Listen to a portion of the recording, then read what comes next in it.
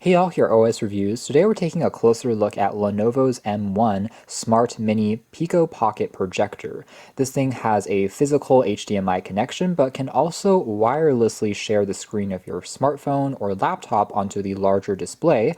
It runs on a version of Android when you're in the Smart OS mode, and there's also a built-in touchpad on the front that you can use to move the cursor on screen without even using the remote, which is kind of handy. So this is what the overall projector looks like. It is very small. The boxy shape makes it look a little larger than it actually is in terms of the images, but it fits in the palm of your hand, has up to 200 ANSI lumens, which is decent for a Pico projector, DLP based, so it's going to look okay in terms of in darker environments.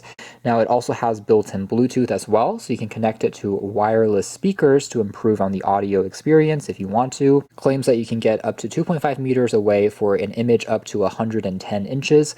Now, like other smart mini Pico projectors, the resolution isn't going to be as high as on larger units. This one is really built for portability. The technical native res is around 480p or FWVGA, but it can support, of course, input sources up to Full HD and even 4K and play it back, but the output will be a bit more compressed. But Pico projectors in general have always performed better, in my opinion, compared to their specs on paper. It looks decent if you're just watching videos with it and not focusing too much on fine details like text or presentations. The built-in battery is 7,000 milliamp hours and should last for around an hour and a half to 2 hours, but comes with a soft carrying pouch as an accessory. And we also have the typical remote control if you don't want to use the touchpad controls on the front. It takes two AAA batteries, which are included in the box, which is pretty neat. And technically, the CPU that it's running on is a quad-core ARM Cortex chipset for running the Android OS, and can even play back videos like YouTube and install some apps from the Play Store without even needing to connect to a phone necessarily, since there is a dedicated OS built on in, which is the part that makes it smart. Kind of neat.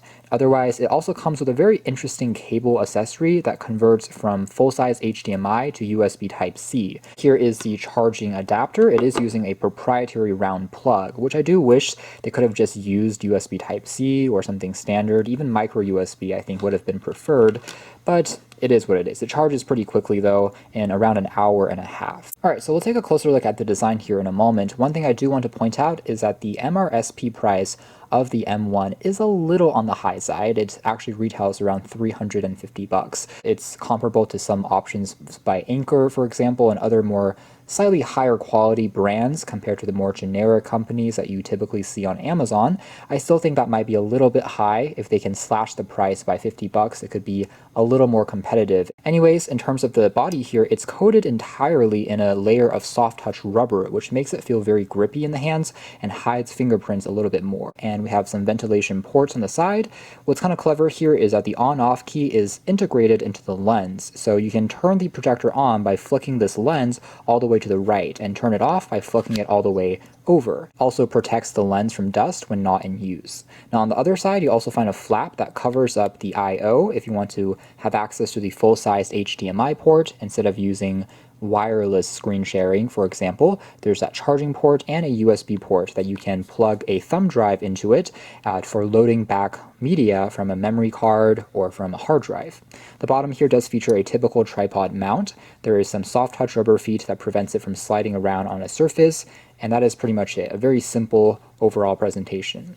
On the very top is where we have the touchpad. You can tap on it once to click on things. Standard Android navigation buttons down below for going home, menu, back, and changing the volume. And on the side here, we also have a dial that you can tap on once to change the focus. When you don't tap on the center key, you can also tap on the top and bottom keys, and they act as up and down controls, so that if you're in a web browser, for example, they basically act as scrolling up and down, since the touchpad itself doesn't support multi-touch, it seems.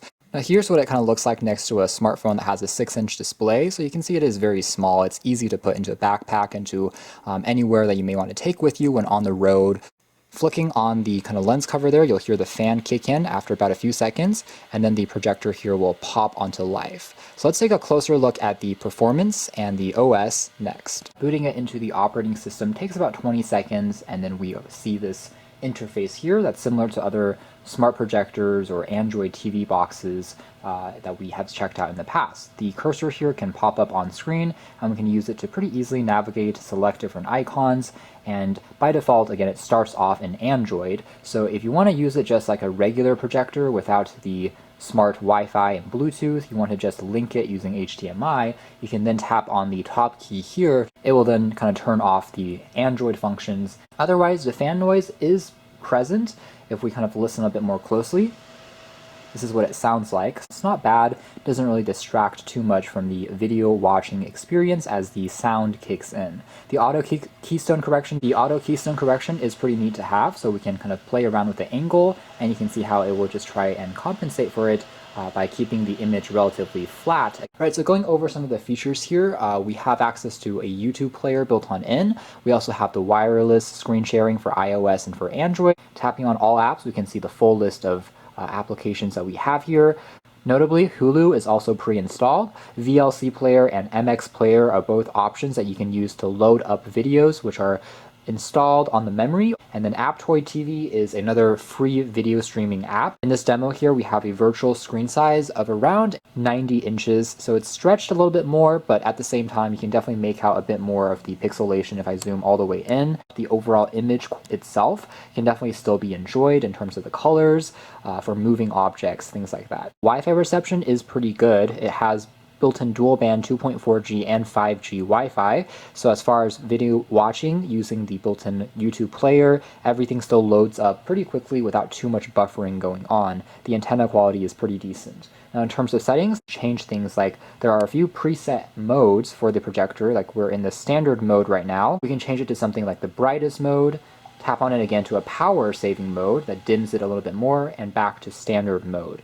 Now under the vivid mode and the highest brightness, the fan will actually kick on and be a bit more aggressive. Image can also be flipped directly just by tapping on here. If you want to mirror it for any reason, you can also do that. There's even digital zoom, so if for some instance you want to crop in on the image because it's not fitting onto the projected surface, you can have a digital function without needing to move the projector itself closer or further away to shrink the image down even though the projector is still sitting in the same spot. Let's do a quick demo of a wireless screen sharing. It's basically swiping up under settings on your phone and it will find the M1 projector, tap on it, and a few seconds later you'll see the projected image pop up on screen.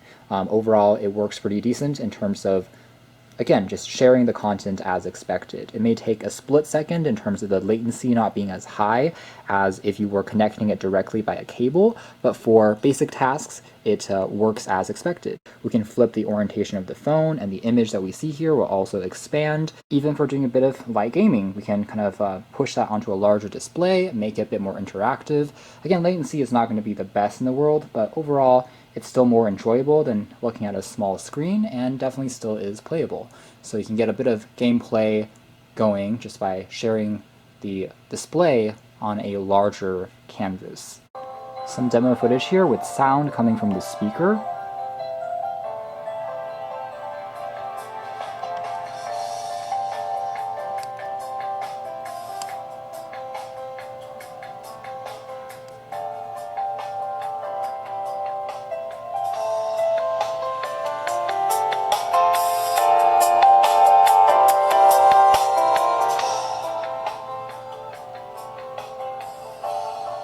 So the takeaway there is overall audio quality is definitely not bad. It gets plenty loud for just sharing some quick tunes and for watching some quick clips on YouTube, for instance.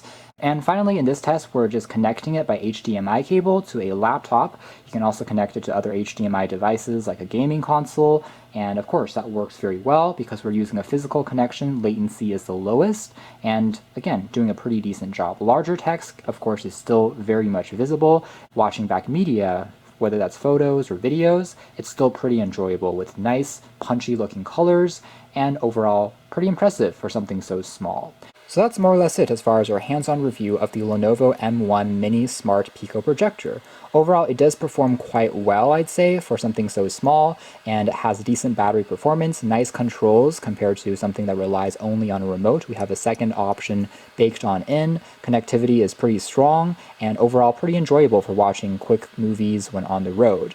With that being said, I still think, again, the price point might be a little bit high for what it is compared to some other options we've seen recently by other manufacturers. But again, if you like the overall design that you're seeing here, it does work very well, and for the most part is an enjoyable, fun little projector to take with you when on the go. Check out more details if you're interested, but for now that's been our video. Thanks for watching here at OS Reviews.